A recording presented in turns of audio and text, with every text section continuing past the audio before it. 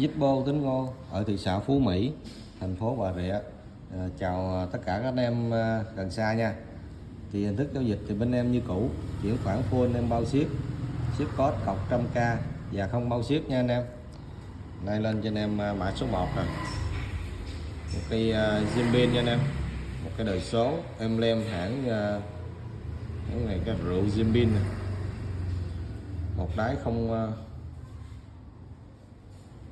06 nha anh em. Một đáy 06.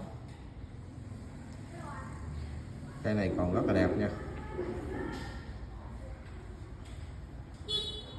Cái này mạ rơm bóng nha anh em.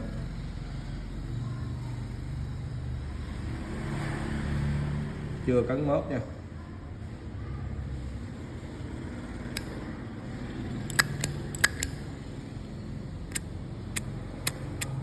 Bánh xe bán.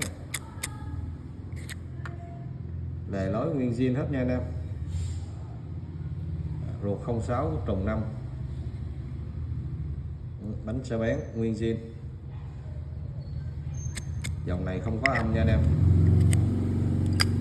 Emblem full nắp cho nên âm thanh không có tốt nha. Cái này giao lưu với anh em 400 06 400 nha, mã số 1. Mã số 2 lên cho anh em cây mạ vàng nha. Cây mạ vàng lớp mạ vàng đã phai nha. Cái này một đáy 12 la mã, sản xuất 1996 nha. Cái này cũng là lối nguyên zin hết nha anh em.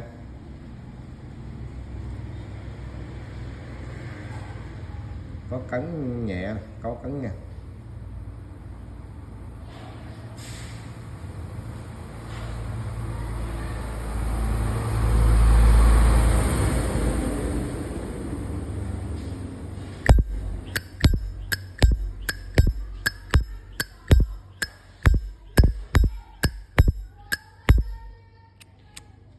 Bánh xe bén nha anh em.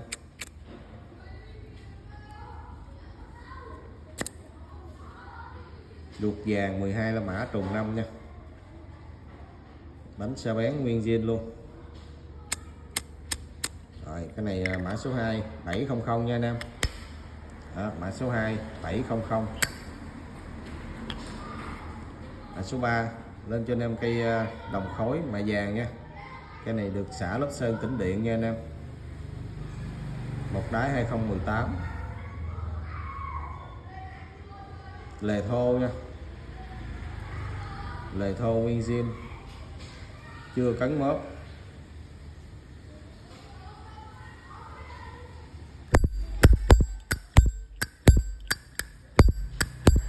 Âm thanh tốt nha, vỏ dày, vỏ còn rất dày.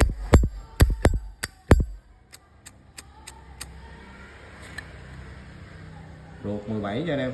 Cái này xài ruột vàng 17 nha. Anh em chú ý nha, ruột vàng 17, lệch 15 nha anh em. Cái này giao lưu với mấy anh em 400 nha. Mã số 3 400. Mã số 4 lên cho anh em cây rôm phay xước nha. Rôm phay xước 05 nha anh em. 05. Tình trạng đẹp long lanh luôn nha. Không cấn mớp.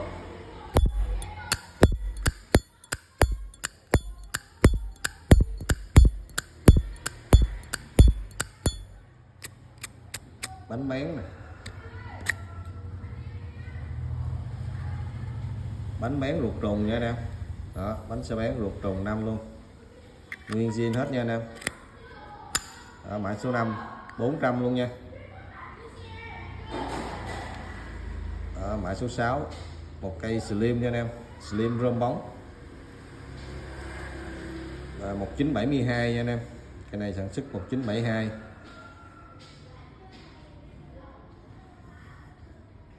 Cái này lề lối rồi cũng nguyên zin hết nha, cũng chưa có cấn mớp.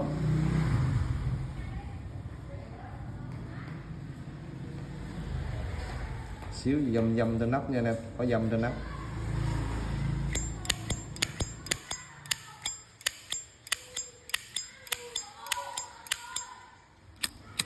Bánh xe rất là bén nè, bén như pháo bông nè.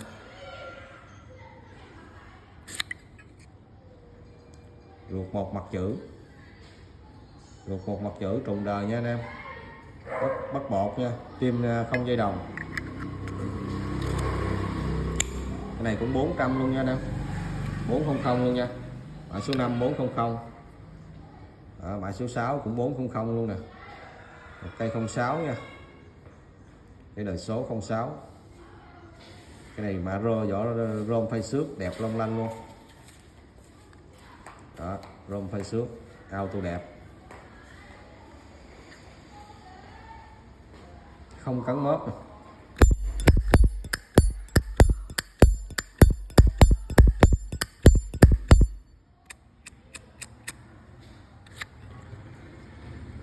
Bánh bén ruột trùng nha, nguyên zin hết nha anh em. Đó, bánh xe bén ruột trùng nguyên zin hết. Cái này 400 luôn. Mã số 7 400. Mã số 8 nè.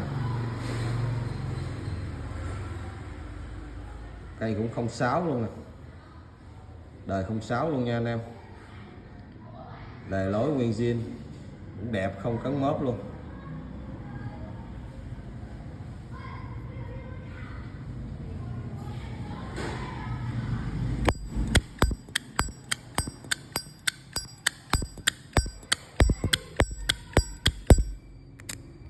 Bánh bén, bén như pháo bông, ruột trùng luôn nha. Đó, 06 ruột trùng bánh bén nguyên zin. Rồi 400 luôn. Mã số 6 400. Còn mã số 8, số 7 nha. Mã số 7 này nè, 400 luôn. Mã số 8 lên cho anh em một cây chu niên nha. Chu niên có sơ tráp nha anh em. Đó, có sơ tráp mà nó hơi mờ nha.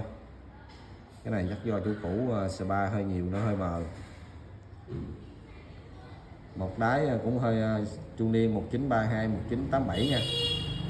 Cái một bên đây nó hơi mờ nha anh em, do chủ cũ xài spa hay sao, nhiều quá hay sao. Cái này lề lối nguyên zin luôn nha, lề lối nguyên zin hết.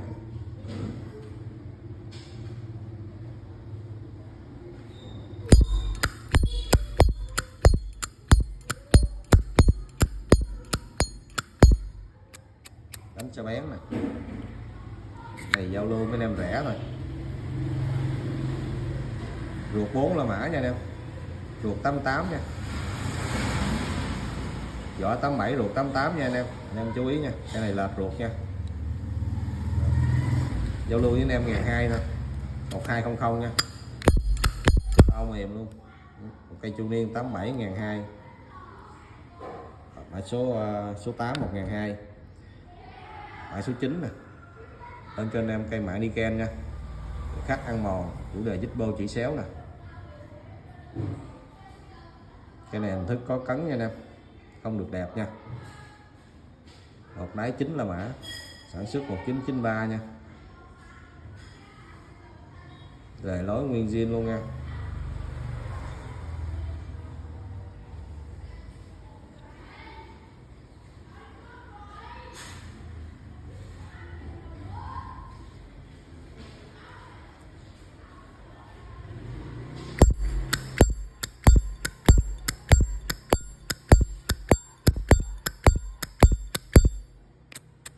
Bánh xe rất là bén nha anh em.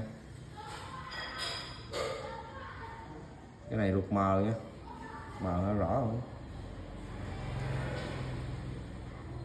93 hơi mờ 5 nha anh em.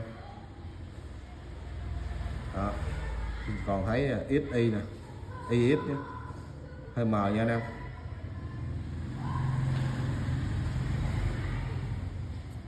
Rồi cái này 550 nha, mã số 9 550. Đó, anh em nào chốt được gì thì cứ việc call giùm em nha. Em cảm ơn mấy anh em đã xem.